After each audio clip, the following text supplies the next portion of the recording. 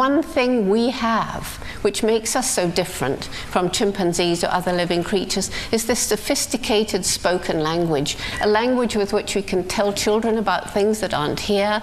We can talk about the distant past, plan for the distant future, discuss ideas with each other so that the ideas can grow from the accumulated wisdom of a group. We can do it by talking to each other, we can do it through video, we can do it through the written word.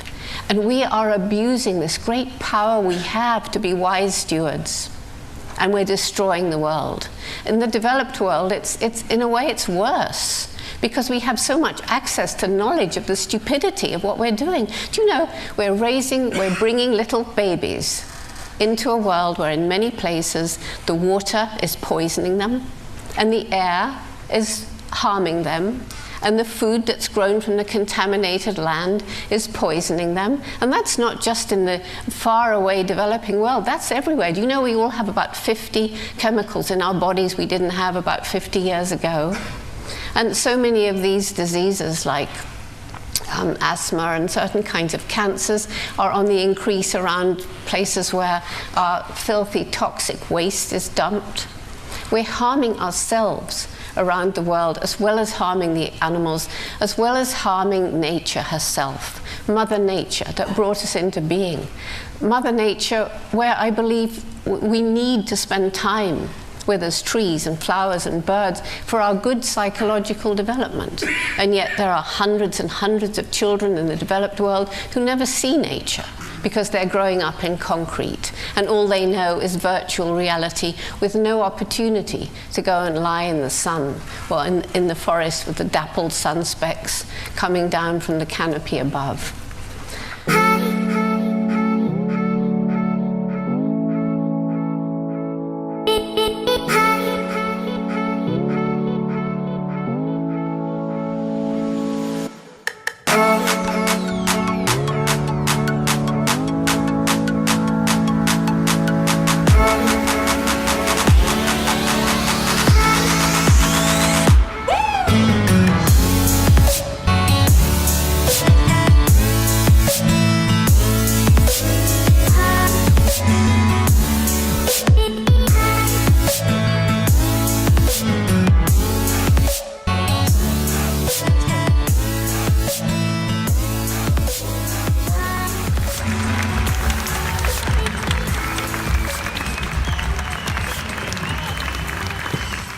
Have much hope for the future. They were depressed, they were angry, mostly just apathetic. And I began talking to them and asking them, why do you feel like this? Well, we feel that you have compromised our future and there's nothing we can do about it. Have we compromised the future of our young people? You hear this saying, we haven't inherited this planet from our parents, we borrowed it from our children. My friends, we haven't been borrowing our young people's future. We have been systematically stealing it. And we're still stealing it. And it's time we get together and do something about it. Sustainable palm oil, what do you think is the biggest hurdles for us with sustainable palm oil? Well, first of all, I'm told, I've talked to the people in Malaysia and Indonesia who care, and there's a lot of them, and they say, you know, it's almost impossible to trace back the palm oil that you get in some product you buy to find out if it really comes from a sustainable plantation. It's almost impossible. But you know, what we have to fight for is A, labeling in the consumer countries. Yeah, here. And trying not to buy any palm oil that isn't labelled as sustainable. So even if we can't prove it's sustainable, it's better than palm oil that we know is not sustainable. And secondly, we have to work in the country of origin, and that's where, you know, we're working with our roots and shoots groups. And what we have to fight for is not to cut down any more old growth forests. Absolutely, and there's a lot of there's certain bodies in the world that are doing that, pushing forward for that sustainable palm oil labelling, and that's really, really important, folks. Yeah, because it's the orangutan's habitat that's being destroyed. Absolutely. And of all the great apes, they are the most endangered, I think, because of the palm oil. Okay. Good evening, Jane. Thank you so much. Can you just speak up a little bit to the mic? Thank you. Yes. Good evening, Jane. Thank you for loving our earth. My question is really in regard to my 7-year-old granddaughter. What advice would you give her as a young girl now? My advice to your grandchild is join Roots and Shoots. And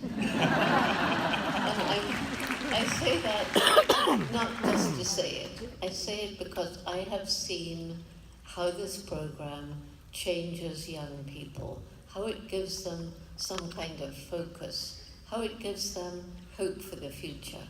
And this is really important. I'm going to tell one story now. I know it keeps us a little longer, but I think it's important. When I started Roots and Shoots in America, I wanted to know if it would work in the inner city. And so I went to what was then the second poorest school in the United States, in the Bronx in New York. And it was mainly black. And I gave my talk with slides, and there were teachers going up and down the aisles, and I discovered afterwards they were looking for knives. Today they'd be looking for guns, but back then it was knives. And anyway, some of the slides I showed were chimpanzees in circuses with silly clothes on them, and I said it was disrespectful to put chimps in clothes, and that the training was very cruel. And I talked about, chimp facial expressions, and that when we laugh, we smile like this, and chimps smile, but that's usually fear. So I went back a year later to see whether this had had any effect. And there were 4 little groups that had formed of Roots and Shoots, and there were teachers there. They all gathered together. The teachers were crying, 2 of them.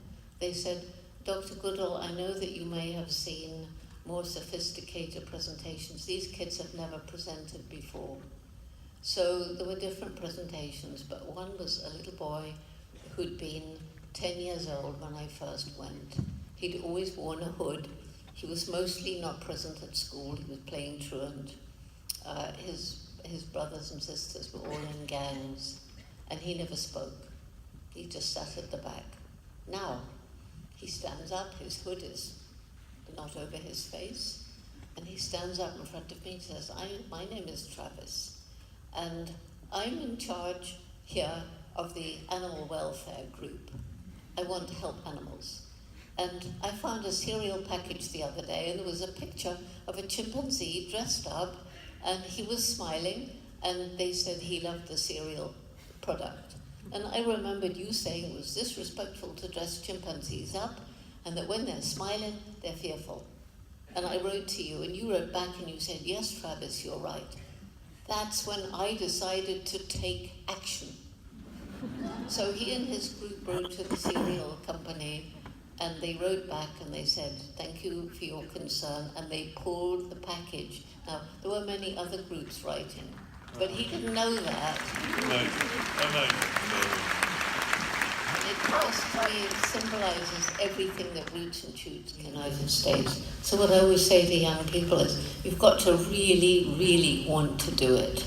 You must have a passion, because if you don't, it's not going to work. And you've got to be able to, stay firm in spite of disappointments. And the other thing that I think is most important, that's what I wanted to do. So what did I have to do? A secretarial course. But through all the different peregrinations of secretarial and everything, I got there in the end. So stepping stones. Stepping stones. And you shouldn't, just because you don't get there straight away and you don't get that right job straight away, not to give up. To hang on, and even if you find yourself doing something you really don't want to do, don't give up the dream. There you go. So you little guys, the new change agents of our planet, you are the ones that are going to carry on this baton from Jane tonight, this relay race.